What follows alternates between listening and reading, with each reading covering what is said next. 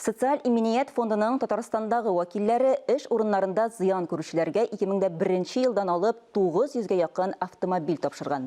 Өстәвенә 36 автомобиль быел биреләчәк.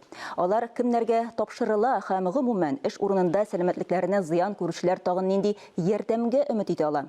Хәбәрчебез ачыклады. 5 бала әтисе Айрат Арсланов гаиләдә төп туендыручы булган. 2019 елның августына кадәр Яңа Шишмә районында комбайнчы булып эшләгән. Игеннәрне урып җыюдан соң комбайнны чистартканда бәхетсезлеккә юлыккан.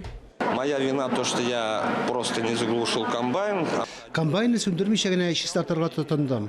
Әйләнеп йөреп чистарттым. Ашык тирә торган урын эшнеккә менгәндә таеп егылдым. Эшнек мине үзенә тартып китерде. Шуннан соң операция ясыйлар, тернәкләнү курсын уза, протез кигерәләр.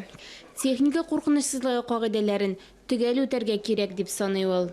Я привык, все могу, все у меня получится. Мин бик күп нәрсәгә күнектем, ияләштем инде. Дөрес барысы да теләгәнчә барып чыкмый. Эш урынында, техника янында ашыкмаска, кабаланмаска, куркынычсызлык кагыйдәләрен төгәл үтәргә кирәк.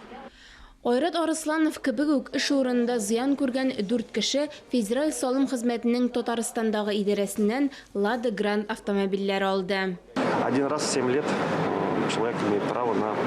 7 елга бер тапкыр кеше социаль именият фондыннан автомобиль алырга хокуклы. Зыян күрүчеләр, шулай ук өстәмә түләүләр, бизнес һәм ягулык байлау материалларына компенсация дә алырга тиеш. Быел социаль именият фондыннан барлыгы 36 автомобиль тапшырыла. Аларның гомуми суммасы 18 миллион сум. Ел ахырына кадәр алар хуҗаларына бирелеп бетәчәк. Эш урынында бәхетсезлек очракларында зыян күргәннәргә 19 ел дәвамында барлыгы 900-гә якын җиңел машина тапшырылган. Спасибо нашему государству, то что...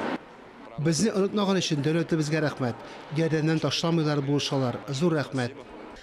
Айрат яңа машинада хатыны белән бергә өенә кайтып китте. Ания Габадуллина, Инна Данилова, Ири Хамидуллин, Татарстан яңалыклары.